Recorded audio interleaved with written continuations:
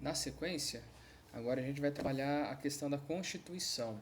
Constituição, lembrando aí para vocês, um conjunto de regras que cada país tem que diz respeito aos deveres e regras, direitos, melhor dizendo, e regras que todo cidadão que ali está deve cumprir, tá? O Brasil já tinha uma Constituição pós-independência, só lembrando aí para vocês do ano passado, era a Constituição da Mandioca, aquela que favorecia somente os fazendeiros, né?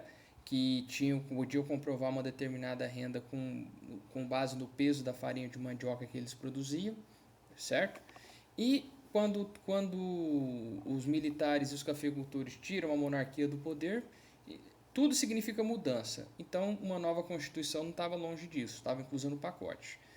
E mudou muita coisa? Na teoria política, sim. Na organização dos estados, sim. Na divisão dos poderes, sim. E para o povo, nada. Tá? Houve um favorecimento aí na cara dura aos líderes que fizeram parte dessa proclamação.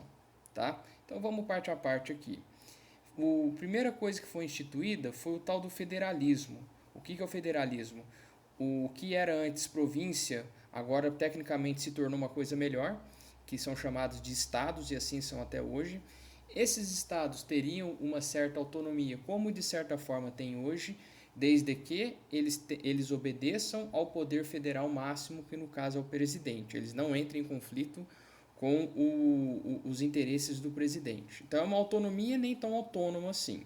Bom, vocês vão lembrar que eu comentei com vocês que esse federalismo é muito na cara dura lá nos Estados Unidos. Inclusive, eles se basearam no modelo dos Estados Unidos para impor aqui. Como é que funciona lá? As regras são muito mais soltas dependendo dos estados. Eu comentei com vocês a questão da pena de morte, a questão da negociação de reféns, a questão, isso eu não comentei, mas um tema polêmico aí que direto é ressuscitado por lá é o uso da maconha para fins medicinais. Só para citar um exemplo, gente, não vou me aprofundar nesse assunto. Então, tem estados que autorizam o uso da maconha para fins medicinais e tem estados que lá não autorizam, certo? Então, lá nos Estados Unidos é muito mais solto essa autonomia dos estados, coisa que não acontece aqui no Brasil, não acontece aqui no Brasil até hoje, certo? Então, essa província aí significa dar uma, aliás, esse federalismo significa dar uma certa liberdade para os estados. E o nome, inclusive, mudou. República dos Estados Unidos do Brasil. Beleza? Nessa divisão dos três poderes, em que está escrito aí executivo, legislativo e judiciário, é só para constatar que o poder moderador sumiu. Não tem mais o Dom Pedro II, não tem mais o poder monárquico, meio que querendo filtrar tudo a favor dele.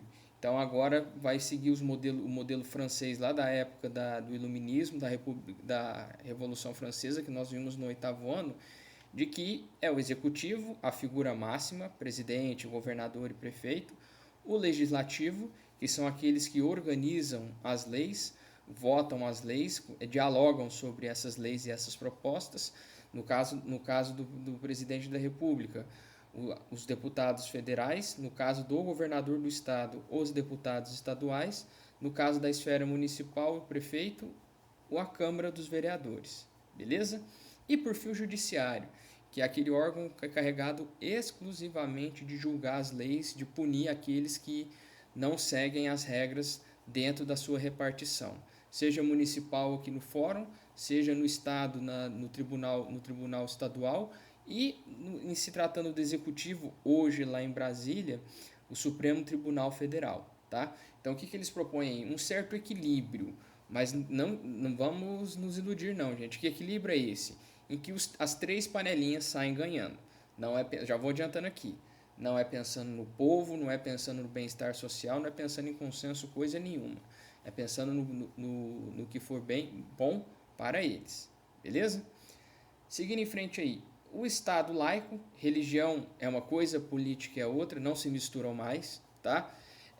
E a herança dessa mistura religiosa com a política, a gente vê até hoje, eu comentei em sala. Os feriados, gente, com exceção dos feriados pátrios, quase todos os feriados que temos aqui são religiosos. O 25 de dezembro, o Finados 2 de novembro, o Corpus Christi que é em junho, tá?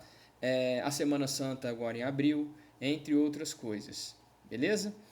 E, por fim, o voto meio que regrado, gente. Agora, né, nessa época aí, não vai ser mais aquele que tem grana que vai votar. Só vai ter uma pequena alteração.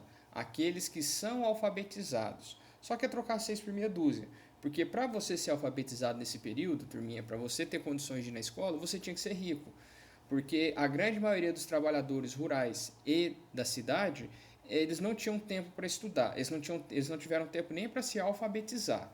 Porque primeiro que o governo não era responsável pelo ensino, o ensino era totalmente privatizado, era totalmente particular. Então, se fica a cargo das escolas organizarem, eles vão padronizar inclusive as mensalidades. Então, era só escola para rico mesmo. Os mais pobres não tiveram tempo nem para se alfabetizar, nem para aprender nada. Então, quando você coloca que é alfabetizado, você meio que escondidinho aí, você está falando que só rico que vota. Tá? Isso representa, no final das contas, menos de 10% da população. Ou seja, um decide por 9, pelos outros 9. E assim foi durante os próximos 40 anos da história do nosso país. Beleza?